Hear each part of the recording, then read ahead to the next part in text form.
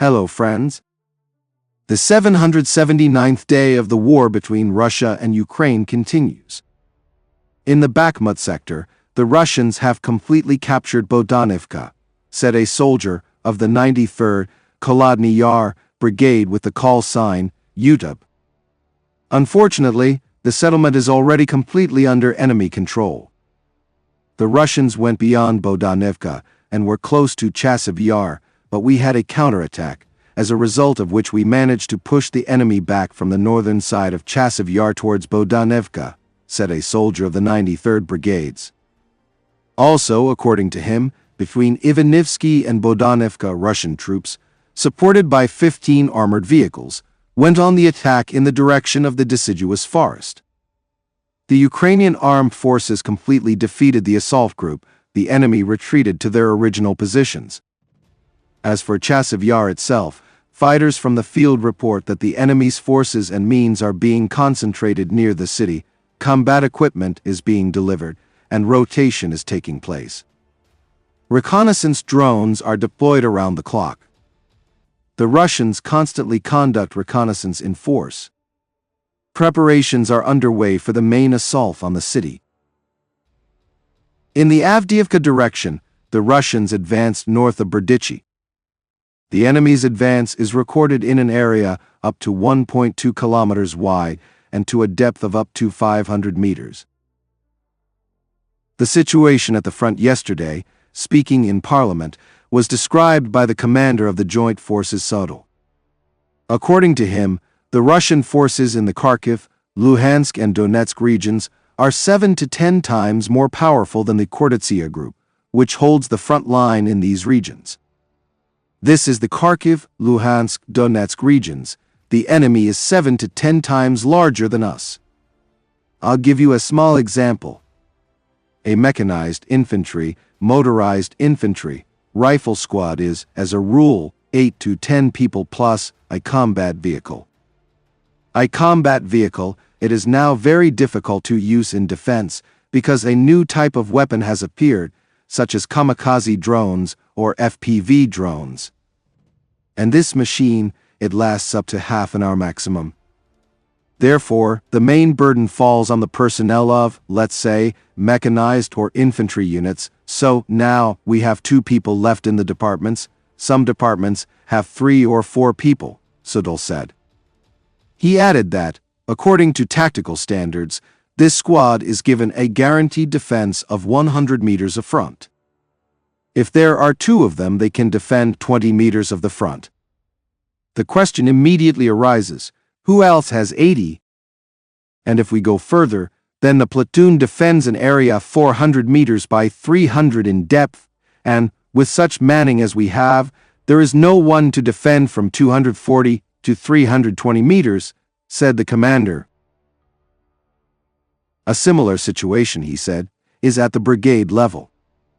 According to the regulations, a brigade is allocated up to 15 kilometers of front. With such staffing, a brigade can hold a maximum of 5, and sometimes less. Therefore, instead of 1 brigade, we are forced to install 3 brigades.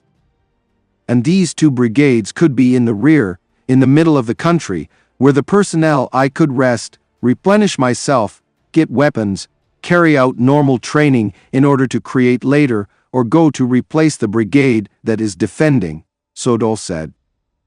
According to him, while he was on his way to Parliament, the Russians attacked one of the positions of the 25th Brigade.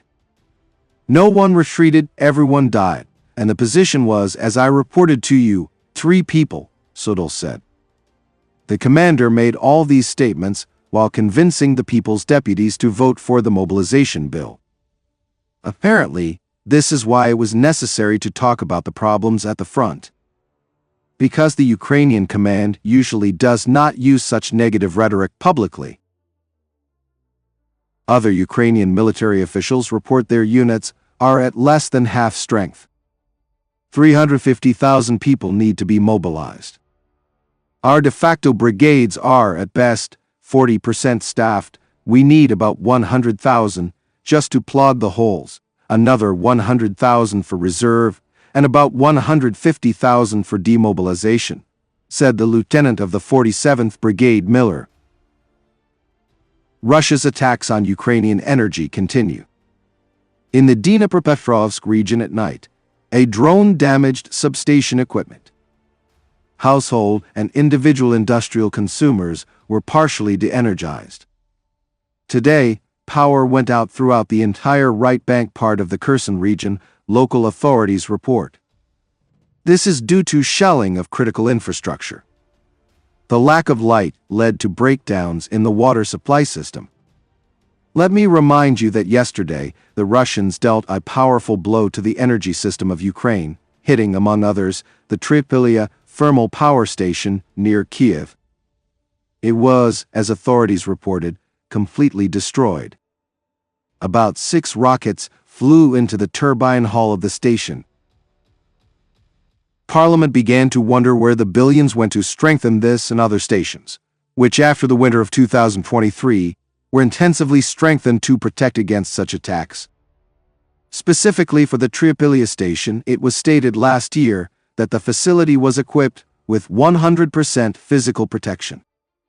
The second question is how the Russians managed to hit the station, which is located only 30 kilometers from Kiev, covered by Patriot and other Western systems. Build military expert Julian Ropp concluded from this that Kiev had run out of missiles for Patriot, IRIS-T and most other air defense systems. As I said a few weeks ago, and almost no one believed me, Ukraine has run out of Patriot and IRIS-T missiles. Most other air defense stocks have also been depleted or destroyed. And this despite the fact that we have hundreds of systems in our warehouses and thousands of missiles. There are no words, just anger, Ropp wrote. Let me remind you that Western media previously wrote that by the end of March Ukraine may run out of missile reserves for Patriot and other air defense systems. Friends, preparing these daily reports has become my full-time job, and I have no other job for obvious reasons. There have been few views on the channel lately, which is why I ask for your help. If you have the opportunity to support me financially, I would be very grateful. Thank you very much and see you in the next video.